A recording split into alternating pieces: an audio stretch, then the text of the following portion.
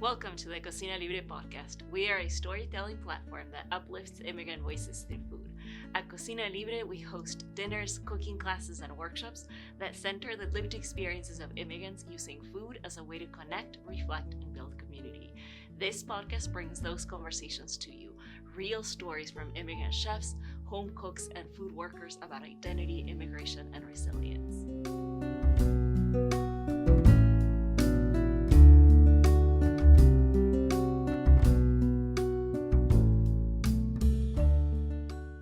George, thank you so much for being here with us. I'm so excited. Of course, thank you for inviting me. I'm really looking forward to learning about your experience with food and as an immigrant and just a sous chef now. It's exciting. Tell me a little bit about when you came to the U.S. So I'm originally from Guadalajara, Jalisco, and I've been living in the States for about 29 years. So you moved when you were 2. Yeah.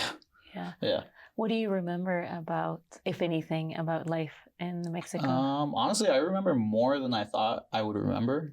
I remember growing up in the ranch with my abuelita and my mom, and then moving into the city and just hanging out with some of my cousins that lived out there, and it's bits and pieces for sure. Yeah. And so your dad moved here first. And Yeah. So my dad is from Guadalajara, and I think my mom is from León. My dad came over first, and then kind of situated himself here, got a job, got a place for us to live, and then my mom and I crossed over. Yeah, in Denver. Mm-hmm.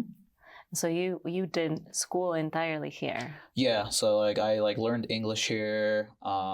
Usually people are kind of taken back when I speak Spanish because they don't hear an accent at all, but I'm pretty fluent in both languages. Yeah, that's cool. Did you speak Spanish at home growing up? Oh yeah, 100%. I mean, I still do. When I go over to my mom's, it's all I talk. Yeah. Do you get la chancla when you try any English?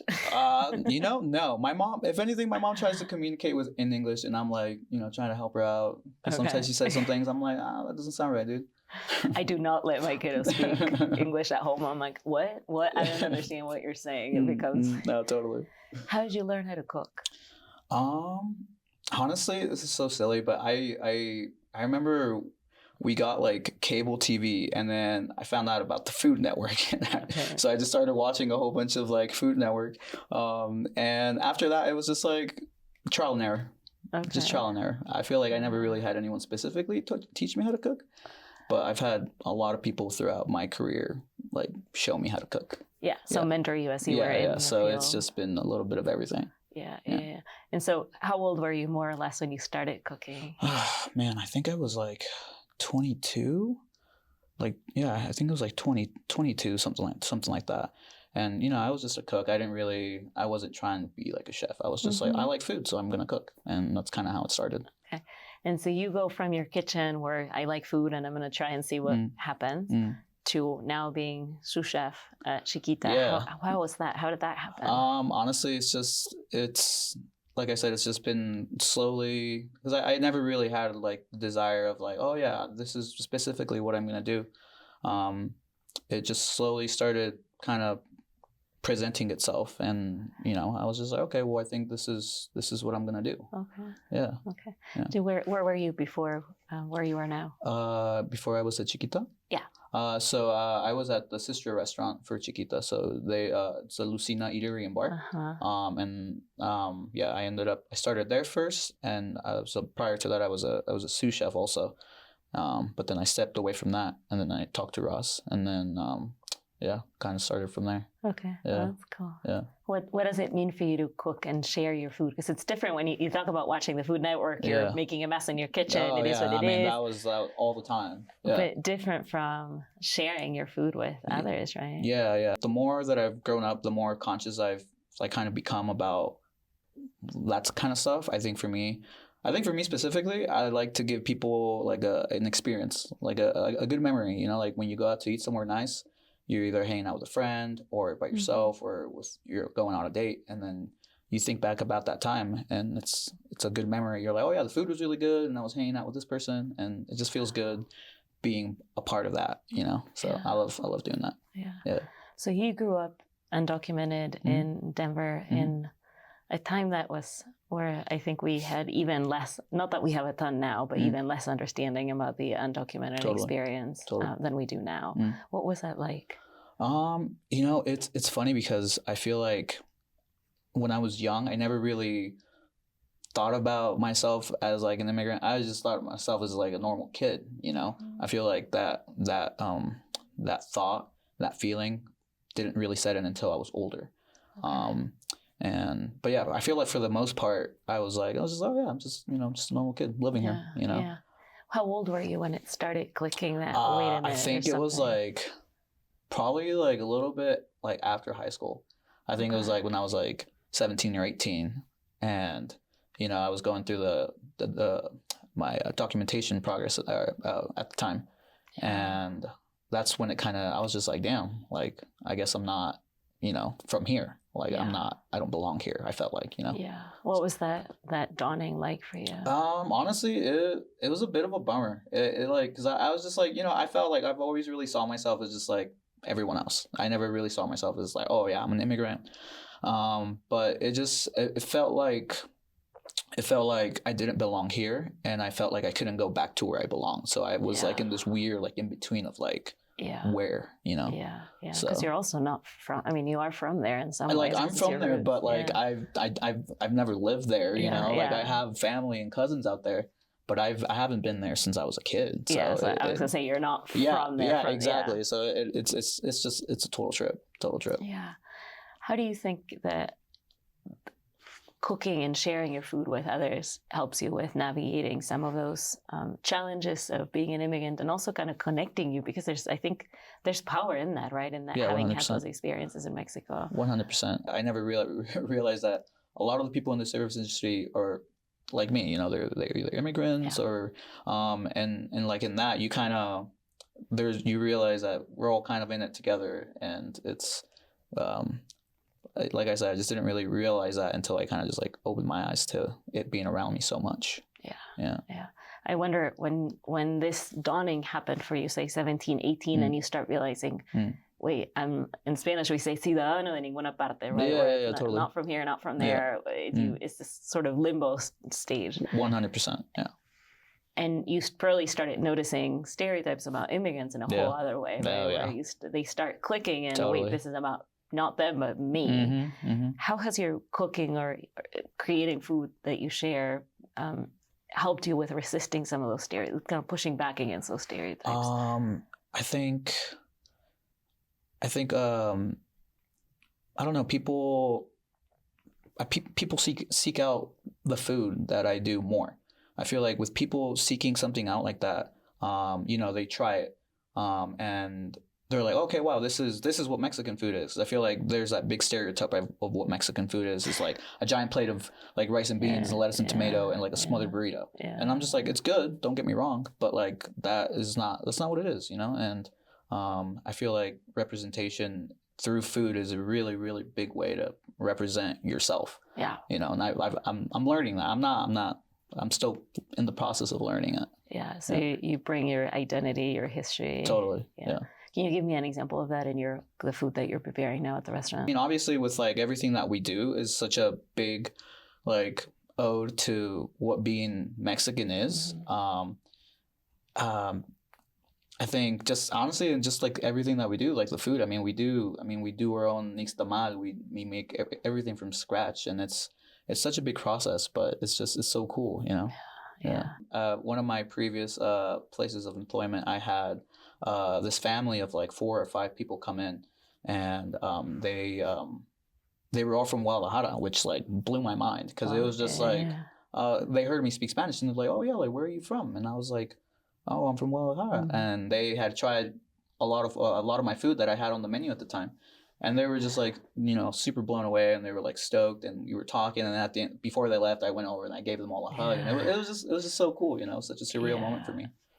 It's a connecting, right? Yeah, no, like a family building. Yeah, like literally, and it's just like, because you know, it was just like, I feel like it's rare for me to like come across that many people that are from Guadalajara, so I'm just like, I was like, oh, this is so cool. Yeah, I wonder too if because that happened, people who were from Guadalajara, but I wonder with people who are not from your background, who maybe don't, you know, they come to Chiquita, they don't know anything about Mexican food or food from Guadalajara specifically. Yeah. Have you had people get a fuller sense, because you talk about bringing yourself to your food, get a fuller sense of who you are or what Mexicans is a big word, right? Because there's so much variance within Mexico. Sure. But have you had people get a better understanding, and what might that look like? Yeah, no, absolutely. I feel like because they come in, like, you know, they see it on Instagram and they're just like, oh, wow, the food looks really good. They come in willingly and they're open to suggestions. And so sometimes, you know, if we're in a good position where with like ticket times and stuff, I'll go over to a table and like, you know, present the dish and then like give them a little spiel, and they're always like really receptive, and they ask questions and they're like engaged in it. And to me, that's really cool. You know, like I appreciate that you guys came out to eat, but like I also really appreciate that you're listening to what I'm saying. You know, like I think that's really rad. Yeah, especially when you were saying, right, the feeling of I'm not from here, right, exactly. And then having people actually listen because you opened a door. Right? Totally. And so that helps the restaurant, right? Because of course, if you know, good food, good service, people come back. Yeah, exactly. I wonder, when you think about it as an immigrant, how does that translate to your experience as an immigrant or the experience of your community as an immigrant in terms of people getting a better understanding? It's kind of crazy that the food is able to kind of bring people together, you know, because sometimes it's so repetitive. I'm doing the same thing over and over again, but it's always still a new experience with each person that tries it. And I don't know, like I just said, it's just people are just really open to it, you know. They're hearing and exactly. And it just fills my cup. My cup for sure. How has your journey as an immigrant, right? So you're 17 and or 18 and it clicks. And then you're 22, you're cooking in your kitchen, trying to figure out, okay, this is kind of fun. I like it. I want to do more. Yeah. But you still have this lingering feel of, but I'm not from here. Oh yeah, 100%. I feel like I've struggled with that for most of my in my young early 20s. That's when it was really set in, and I was just like, man, like where do I find myself? Like, where do I belong? And then more so when I was working in restaurants where, I mean, it wasn't like Mexican food. It wasn't anything close to it. It was just, like I worked at a vegan restaurant. I worked at a modern American seafood restaurant. Nothing that had to do with Mexican food. So I always kind of felt like alienated in a way, because I was just like, okay, yeah, I'm presenting these ideas and doing these things, but it's not really me. Yeah, a little bit of kind of posing or posturing. Yeah. Like I don't know. I always just I just felt like it was not part of who I was. Is that different now? It's I feel like I've come more to terms about like who I am and like what I've been doing. And I feel like being at the place that I'm in right now, like at Chiquita, it's really made me feel like I really am a part of something, you know. And I feel like that sense of belonging that I've been looking for most of my adult life, I feel like I'm getting closer to obtaining that, you know, being more tangible, I feel like. Yeah. Tell me more about that sense of belonging. It's crazy. I know, you know, people talk about working in kitchens and like there's this very big sense of camaraderie, but I feel like on top of that, it's like we're all from the same struggle. So it's just like there's an even like a deeper layer of like camaraderie there, because like we all come from, you know, the same thing. And it just, like I said, it's cool to know that I have so many people surrounding me that we all share that feeling. Yeah, you know? So it's like they're holding you through a lot of these questions that you're asking. It's crazy. It's something very special, and I'm very, very thankful for that. Yeah. We did Cocina because I think of food as a language, right? And I think if you and I both speak a shared language, then we can find ways of making meaning together, right? Absolutely. And I'm wondering how that plays out when you're cooking, right? Because you talk a little bit about, you know, we have can I use the word code, right? Where you get each other with the people that you're working right now in a whole other way. Yeah, absolutely. How does that translate to what you cook or how you cook? It really helps us be on the same level. Like I feel like sometimes we don't really even have to talk, because we know that we're all doing the same thing, you know. And it's just, I think it's so crazy that everyone in the same space collectively are thinking the same thing, and we're able to do it all together.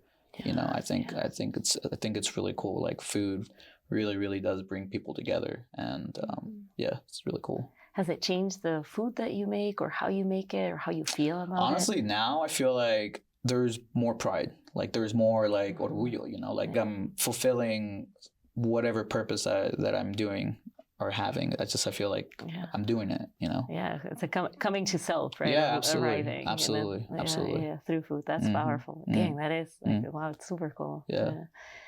How does your food right now blend some of? You talked about your grandma abuela having a ranch and having animals and having. So I am visualizing a particular type of cooking associated with that, right? Totally. And a way of living too. Totally. And also the life that you live right now is very different from that, right? Because it's urban, it's very different from what you had. How do those two inform the food that you make right now? So I feel like now that I'm a chiquita, I feel like I can actually do the food that I've always kind of like. It sounds kind of messed up, but there was moments where I was kind of embarrassed about putting something on previous menus where I thought that the name sounded funny. Yeah. You know, and now fast forward to here, and it's just like I can take pride in like okay, yeah, maybe it sounds funny, but it tastes good, man. You know, totally.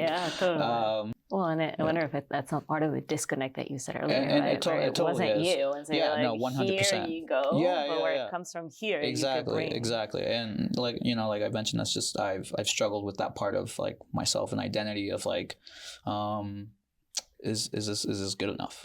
Yeah. And like now coming to terms with who I am and where I come from a lot more, I'm just like I know it's good enough. Yeah, I know it is. Yeah, and probably you feel good enough too, right? Absolutely. In the camaraderie of others who are in that same struggle too. Yeah, that's cool. What does cooking mean to you, or sharing your food beyond making a meal? Of course, it's preparing food, but what does it mean? Food really brings out emotions.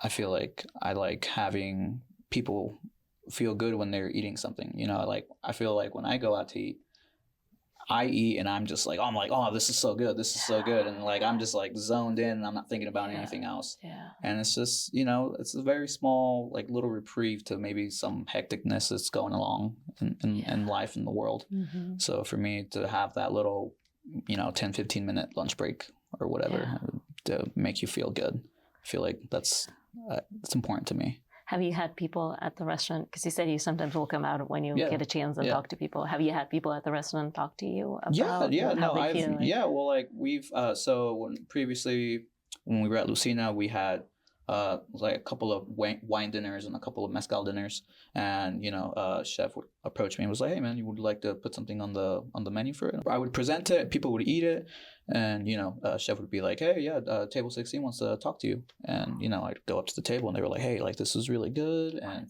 this, and it's just to me, it's just that to me, I still kind of I was like, "No way, you're just saying that to be nice," But it's definitely a really cool feeling to have someone that you've like never met, actively be like, "Hey, this is really, really good, and thank you for what you're doing." So it's really cool. Yeah, I think of it as you feeling good enough, right? Yeah, absolutely. Because you said, well, people will say, this is awesome, and you're like, when you're not feeling enough. There's just like I think that's just who I am as a person. I feel like I'm just kind of unsure and uncertain about what I do. I mean, even now, but there's definitely a lot more confidence than there ever was. Yeah. That's cool. That's cool. Yeah. And just probably from that, having a family at the restaurant. I literally consider them my family. It's nuts. Yeah, that's very cool.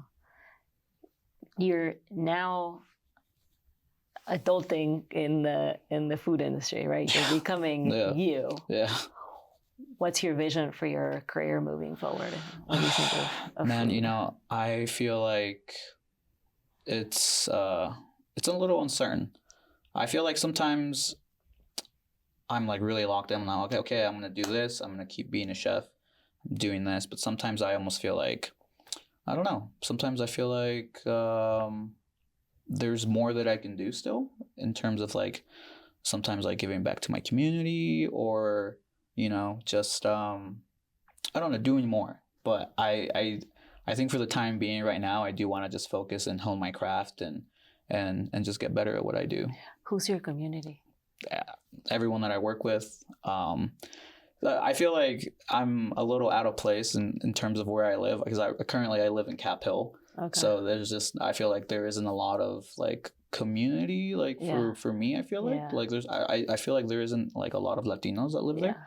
But like when I go visit my mom lives in Commerce City, and like there's a lot more Latinos out there. And I don't know, it'd be cool to always just kind of be more involved in that, I feel like, to me. What might that look like? You know, I've always thought it would be really cool to have a food program for youth, like Latino youth, that I feel like sometimes being young and not having, you know, certain role models in your life can kind of really play out your future. And it'd be cool to have, you know, be involved in the lives of kids like that. So building that kinship. I feel like it's just like, it's something that sometimes we need, you know, we need that, like that sense of where we belong, because sometimes there's so many people out there that feel the same way that I did when I was 17, and especially being an immigrant, you know. Who did that for you? I